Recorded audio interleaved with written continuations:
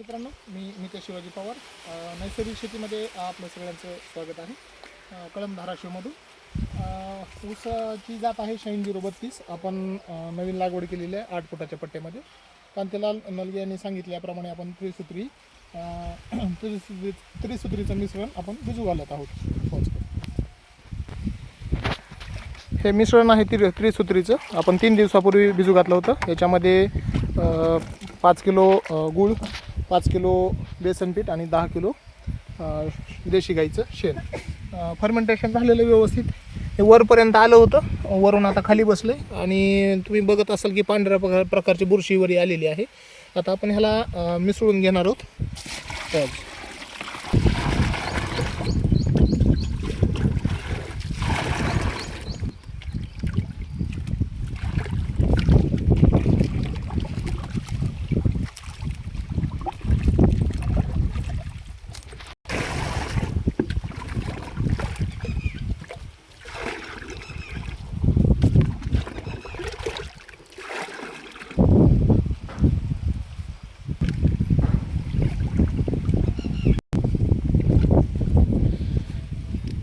तर हे वरून आपण 160 लिटर पाणी घेतलेलं आहे आणि अगोदरचं जे भिजू घातलेलं होतं द्रावण ते एक सरासरी 40 लिटर असेल.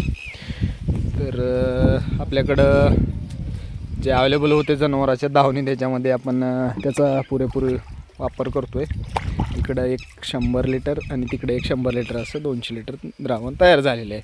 आणि आपण आता या बकेटा डबे वगैरे आहेत त्यानं आपल्या ऊसाला त्याचा सडा टाकणार आहोत. तर सडा टाकत असतेवेळी एवढीच काळजी घ्यायची की फक्त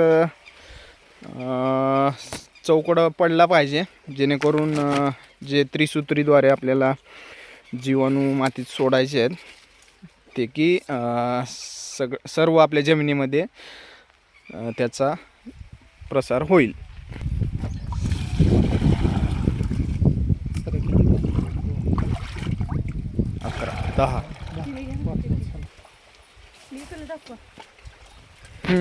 पलीकडल्या लाईनला.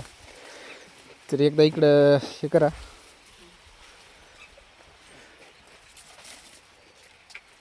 तर अशा प्रकारे चौकड टाकून घेत आहेत.